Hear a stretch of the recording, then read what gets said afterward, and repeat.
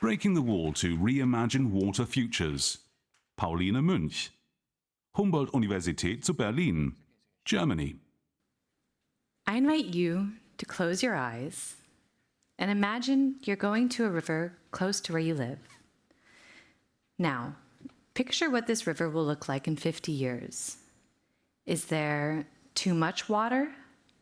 Too little? Too dirty? Please open your eyes. Now, if you're in Berlin, you don't have to close your eyes to imagine, because we're seeing these changes already. Surprising changes. There's been more droughts, increased rainfall events, pollution, and all of these are causing ecological and economic as well as emotional impacts and urgently require adaptation and mitigation. And often we're presented with policies and technological solutions which aim to fix the problem through controlling, regulating, and managing our water. However, often these solutions are missing the voices of communities, of people, and of the water itself. So the challenge is really to find more holistic approaches, which, sure, can include technologies and engineering, but also the voices of communities, and of water, and of us. Approaches that are embedded in the lived realities. So how can we do this? Well, we have to open up discussions and we have to engage and experiment with alternatives, like art and science. Art and science are becoming more and more popular because, on the one side, arts can engage us with more than cognitive, emotional reactions, spark new perspectives. Science has the capacity to integrate these into established discourses. And this exactly forms the background of the project AnthropoScenes. We connect art and science on the topic of water to open up discussions and dialogues with public groups here in Berlin and the outlying state of Brandenburg. So one example was that we did a co-creative process to have an exhibition called River Stories in an area called the Spreewald, so about 100 kilometers upstream from here. Anthropologists gathered with artists and local community members to create different art pieces, such as these installations. One where people could write letters directly to the River Spree, and another where you can see here the aquarium, where residents could fill it with water before the aquarium, the letters, and all the different artworks that were created were loaded onto this traditional boat and brought downstream to be part of the Berlin Science Week last year. So in this way, River Stories opened up discussions and dialogues and allowed spaces for mutual learning and knowledge exchange to take place between groups that might not always talk. And this is how we also connect artists and scientists from the Einstein Research Consortium, Climate and Water Under Change, into which we are embedded.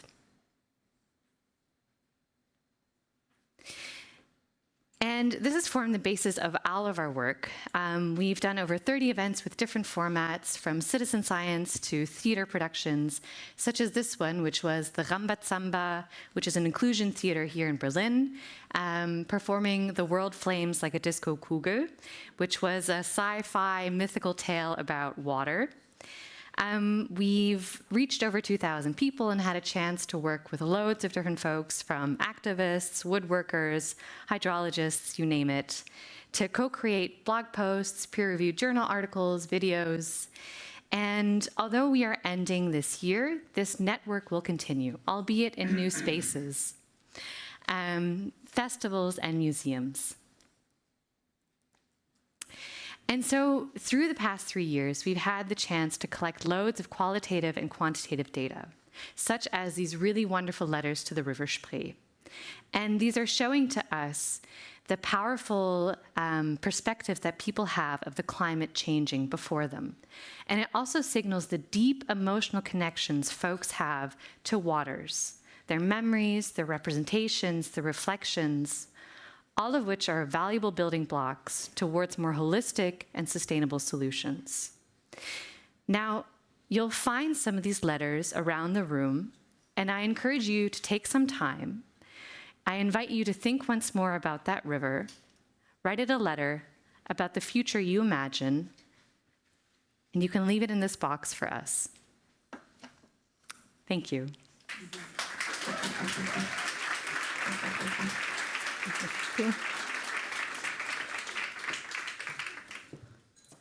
Thank you. Do we have questions?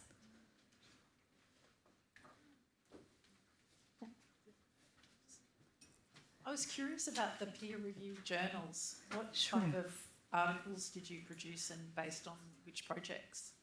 Yeah, so one was a collaborative work I did with a colleague who's a sociologist about the lessons learned from art and science. So she conducted different interviews with organizers as well as artists and scientists who were partially involved in the two main examples I showed. And then it was more of a reflective piece about transdisciplinary collaborations and some ideas for future projects. That was one example. Yes. Do we have more? We can go. There's one in the room, I think. Yeah. I just wonder how you overcome the language barrier in Germany in general for science communication and citizen science activities, because most of the people, maybe they cannot even engage because of the language barrier.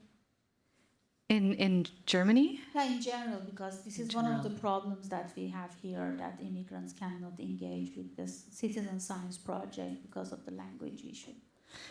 Yeah, that's tricky. And I mean, our work, because it's local in Berlin and Brandenburg, most of the times, and our focus and our target audience tends to be those folks who speak English or German. So we don't have as many challenges with language. I mean, I know when we were in the Spreewald, it is very German, and some of the artists that we were working with only speak English. So we did need people to kind of mediate between those two roles. So it's a bit of a DIY approach. It's a very good question, but to be honest, we kind of fly by the seat of our pants and approach it in that way. Julia, here. Oh, first, sorry. Oh. Here, behind you. Yeah, it's fine. To what extent were people from underrepresented populations in science invited to participate? Yeah, it was a focal point initially, but it was a very broad. We hadn't defined it yet. So the Rambazamba Theater, as it's an inclusion theater, that was I think one of the first ways in which we included people that are underrepresented. So people with disabilities are working in the Rambazamba Theater. And then, to be honest, we don't have exact numbers. It was, so I can only say that through anecdotally, we focused on this urban group with the Rambazamba Theater and their connections. Then in the rural populations, they also tend to be underrepresented.